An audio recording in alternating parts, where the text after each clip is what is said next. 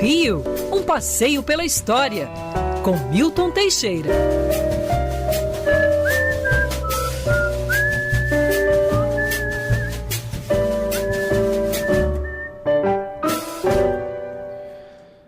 A sua trilha, professor Milton Teixeira, é maravilhosa. Eu adoro, rapaz, sabia? Às vezes eu fico com vontade até de ficar repetindo, de botar mais uma vez, porque esse pianinho é sensacional. Grande professor Milton Teixeira, mas tem que ser, porque tem que abrir uma coluna para um brilhantismo tão grande como do professor Milton Teixeira, tem que ser algo à altura, professor. Bom dia.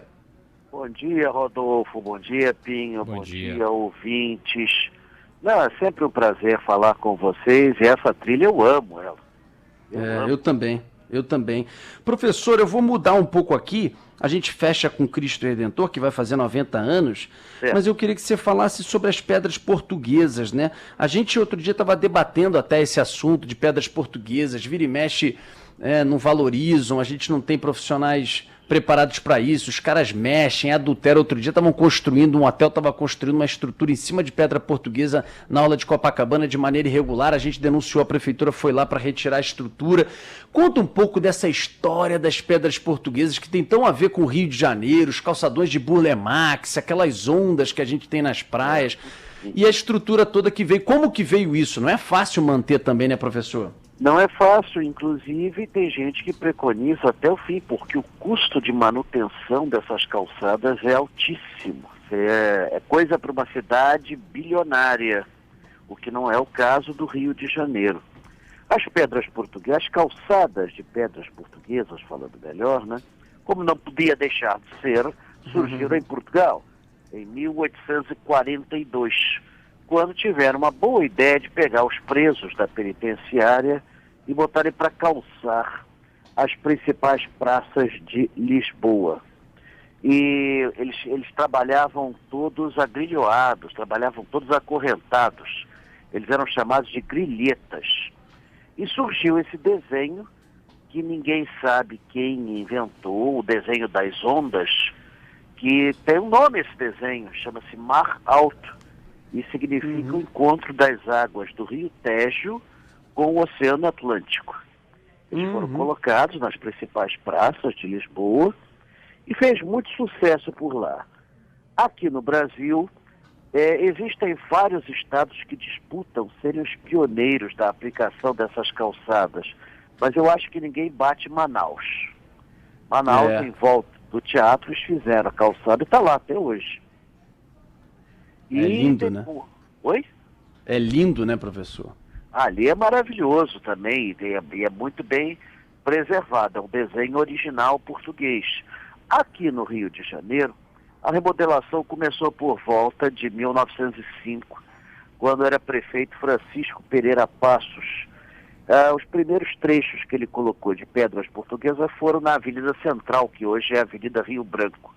Ainda existem trechos originais desse desenho, em frente ao Clube Naval, está lá ainda a calçada de 1905 original, e você tem, perto da Biblioteca Nacional e do Museu de Belas Artes, ainda as calçadas originais de 1905. Posteriormente, Paulo de Fronten, quando ampliou a Avenida Atlântica, em 1919, fez toda a Avenida Atlântica com aquele mosaico de ondas. Mosaico esse que foi modificado por Burle Marx a partir de 1969, quando se duplicou a Avenida Atlântica, duplicou-se e ampliou-se a Avenida Atlântica, e criou-se o calçadão de Copacabana. O Burle Marx acrescentou um desenho abstrato, deu um sentido às cores, que não existia, botou as cores preta, branca e vermelha, simbolizando as três etnias, o negro, o branco e o índio, que formaram o povo brasileiro, e fez um desenho abstrato no centro e manteve as ondas ampliadas na calçada próxima à areia. O objetivo do Burle Marx era fazer um mega hiper mosaico, que até hoje, desde 1969 até hoje, é considerado o maior do mundo, e ele era para ser visto do alto, principalmente do alto. A ideia era que os aviões, quando chegassem ao Rio de Janeiro, passassem próximo ao calçadão para que os turistas pudessem ver. E existia isso realmente. Depois, com a economia de combustível, isso ficou um pouco inviável. Mas tornou-se a marca registrada do Rio de Janeiro. Depois surgiram outros desenhos criados pelo Burle Marx. Em épocas mais próximas de nós, já no século XXI, mandaram vir calceteiros portugueses para ensinar aos brasileiros a técnica. Agora, as pedras já não são portuguesas desde a época do Pereira Passos, né? No início elas realmente vinham de Portugal, mas logo, logo foram feitas aqui. O calcário e o basalto, que são as principais, assim, que estão em todas as nossas calçadas. A pedra portuguesa, ela tem um inconveniente muito grande. Ela é muito, como eu disse, uma calçada cara e muito delicada. Se uma pedra sai, as do lado começam a sair, porque elas não são cimentadas. Elas são presas sob pressão. Então, é um troço assim que tem mais a ver com Suíça do que propriamente com o Rio de Janeiro. Aqui o carro estaciona, sobem automóveis, veículos, danificam essas calçadas, que são muito delicadas, muito, muito delicadas. E exige uma constante manutenção. O que eu tenho... isso mesmo. Onde tirou de muitas ruas, que eram as ruas secundárias.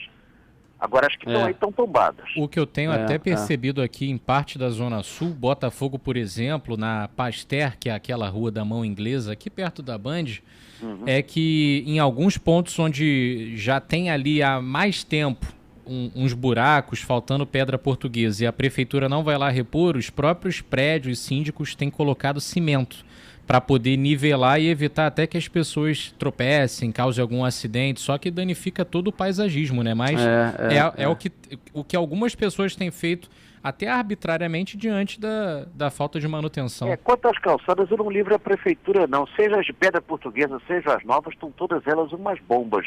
Aqui em Botafogo tem cada cratera. Isso aí é calçamento da época de César Maia, dessas coisas, aqueles calçamentos que eles botavam de cozinha, aqueles pisos de cozinha, já está tudo indo embora aqui na Voluntários da Pátria. Em vários outros lugares também. Nosso Felipe Moura Brasil já está na área. Bom dia, Felipe. Bom dia, Rodolfo Schneider, professor, Cristiano Bom Pinho, dia. Natália, ouvinte. Estamos juntos até o meio-dia. É um prazer estar ouvindo vocês. E o Felipe, que é um admirador, como todos os cariocas, de uma das novas 7 maravilhas do mundo, que é o Cristo Redentor, quer saber um pouco mais, professor, já que vamos completar 90 anos, 9 décadas de Cristo. E olha, Felipe, eu te convido a assistir as reportagens especiais que a Mariana Procópio preparou. Que coisa linda. Ela faz o que a gente chama de passagem, o momento que a Mariana aparece na reportagem, de dentro da cabeça da estátua do Cristo Redentor, com um drone que sai dela e começa a voar no entorno do Cristo Redentor, assim, mostrar o Rio de Janeiro. É um negócio de arrepiar para contar a história. É um negócio, assim, lindo, lindo, lindo. Está imperdível. Semana que vem, no nosso Jornal da Band, às 7h20 da noite. Beleza. Agora, professor, não deve ter sido fácil, né, Felipe? Levar tudo aquilo lá para cima e fazer a estátua há 90 anos, hein? Ah, não. E só para complementar, professor... Ele viveu 33 anos. Aqui já está 90. Aqui já está 90. Calma aí, o Felipe tem uma informação aqui importante. Só para lembrar que o Moacir Luz, que deu entrevista para a gente aqui na sexta-feira passada, ele fez aí um samba em homenagem aos 90 anos do Cristo Redentor. Está rolando pela internet. Que beleza. Diga, professor, conta essa história para a gente, então. Não, e tem mais. Olha, tudo que a emissora está me chamando para falar do Cristo. A Band está precisando se mobilizar, viu? É verdade. Não chamaram? Vai tomar puxão de orelha aqui dentro, mas professor. Outras emissoras aí estão querendo aí que eu fale e tudo mais. A gente se socializa, não tem problema não. O Cristo Redentor no Alto do Corcovado, existem várias lendas. Eu vou procurar contar aqui a história mais ou menos documentada. Diz que em 1860 um padre salesiano ele teve a ideia de fazer uma estátua do Cristo no Alto do Corcovado, padre Pierre-Marie Bos. E ele levou a ideia à princesa Isabel, que adorou a ideia, mas não fez absolutamente nada, porque o império estava falido, não tinha dinheiro para essas coisas, e o pior, o acesso à época ao Corcovado era complicado. Não existia... O trenzinho estava ainda nos seus primórdios, só vai ser inaugurado em 1884. Em 1860 não tinha trenzinho nenhum. Então era uma escalada, era um troço complicado. Veio a República separou a Igreja do Estado, mas o cardeal Dom Joaquim Arcoverde manteve acesa a ideia do Cristo. Ele quis fazer do Pão de Açúcar em 1912, quando se inaugurou o bondinho. Hoje nós pegaríamos, se isso acontecesse, nós pegaríamos o bondinho para ver o Cristo. Mas isso não aconteceu, não houve um acordo. Depois, em 18, ele pensou no Morro de Santo Antônio, ainda bem que não saiu, porque o Morro de Santo Antônio nem existe mais. Aí, em 1920, o presidente Epitácio Pessoa doou o Cocoruto do Corcovado à Arquidiocese do Rio de Janeiro para fazer a estátua, que era para marcar os 100 anos da independência do Brasil. Foi feito um concurso público, venceu um arquiteto brasileiro, Heitor da Silva Costa, projeto muito estranho, no Cristo Segurando o Mundo, que, claro, os cariocas chamaram, desde então, de Cristo da Bola. Nem o arquiteto gostou muito do seu próprio projeto. Quando o Roquete Pinto botou lá em cima uma antena de rádio, ele olhando a antena, ele teve a ideia de fazer o Cristo de braços abertos. O projeto foi feito, contou com o apoio de um pintor, Carlos Oso, da época não tinha computador, para fazer o Cristo em várias épocas do ano, em várias insolações, e resolveu-se fazer o Cristo em concreto armado. É interessante que foi feita uma coleta nacional, não sei por que se chamou Semana do Cristo, mas durou 11 anos, e juntou-se tanto dinheiro que dava para fazer até o Cristo de bronze, mas não quiseram fazer de bronze com medo que depois viesse o comunismo e mandasse fundir tudo. Do jeito que está hoje aqui no Rio, se fizessem de bronze, estavam tentando furtar o Cristo Redentor para vender em ferro velho. Não, né? E na época estavam fundindo as estátuas de bronze na Rússia, né? Então o cardeal ficou com receio disso. Resolveu se fazer de concreto, foi levado ao escritório de Cacoux, na França, para ser calculado, 1.150 toneladas, e aproveitando a presença lá, o Heitor da Silva Costa, ele modernizou o projeto, ele estava ocorrendo a exposição sobre o estilo Art Deco, que é o primeiro estilo moderno que surgiu na arte. Ele viu as estátuas Art Deco, gostou muito do desenho, simplificou o desenho do Cristo. Isso foi fantástico, né? Porque a estátua tem 90 anos e não envelheceu. Ele lá também, vendo um chafariz coberto de mosaico, teve a ideia de fazer o Cristo coberto de mosaico e contratou um escultor francês, Paul Landowski, para fazer o rosto e as mãos da estátua. Essa foi a contribuição francesa. Falam muita besteira aí nas emissoras, dizendo que a França patrocinou. Mas a França não patrocinou nada, muito pelo contrário, tudo foi pago com o bom e velho dinheiro brasileiro. Levadas as maquetes para São Gonçalo, lá elas foram passadas para o concreto e atravessaram a Baía de Guanabara de barca e foram levadas de caminhão até a estação do Corcovado e subiram pelo trem. O Cristo foi montado, acredite se quiser, de cima para baixo. De cima para baixo, da cabeça para o pé.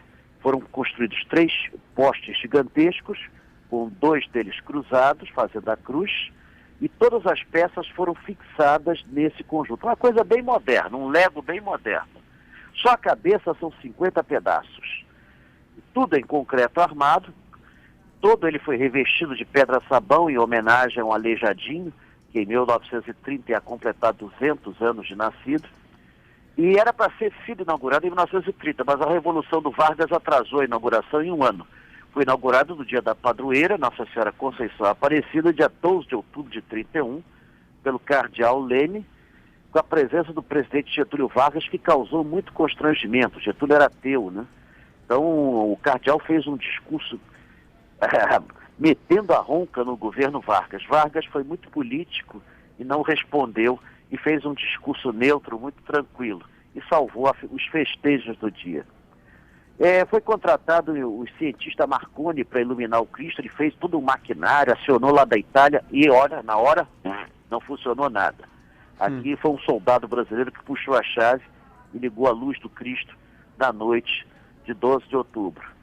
E olha, ele logo se tornou assim um marco referencial, foi copiado no planeta Terra inteiro, até no Brasil. Só o Heitor da Silva Costa fez 36 Cristos espalhados por todo o Brasil. E em cada cidade assim tem uma réplica do Cristo Redentor. Na Europa mesmo, você tem várias capitais com réplicas do nosso Cristo. Mas o nosso se tornou um símbolo não só do Rio de Janeiro, como do Brasil. Quando mostram o Cristo Redentor, o planeta inteiro sabe que é o Brasil. Em 2007 foi escolhido como uma das 7 maravilhas do mundo moderno e foi figura importante para que o Rio se tornasse patrimônio cultural da humanidade. O Cristo Redentor Tem uma capela na base, é rezado semanalmente, missa ali pelo Padre Omar, capela de Nossa Senhora Aparecida, e a ideia é que o povo pudesse visitar o interior da estátua, mas isso nunca foi possível, porque nunca fizeram um acesso viável. Eu já estive dentro do Cristo, mas na época eu era magrinho. Hoje, se eu fosse com o peso que eu estou lá, eu estaria incorporado à estátua. O Gilmar Ferreira, assim como outros ouvintes, lembram quando o nosso carequinha Boixá também Isso que eu ia subiu. falar. É verdade, ele foi ao braço, ele era magrinho, lá. Ele passava fácil. Eu fui junto com ele. 20 anos atrás eu era magrinho, eu entrei dentro do Cristo fácil. Levei 750 teias de areia junto comigo. É uma beleza. É uma beleza, e você tem até um coração feito ali para dentro, uma escada por dentro da estátua, é uma coisa lindíssima. Na época, para minha namorada, e fiquei 11 anos com ela.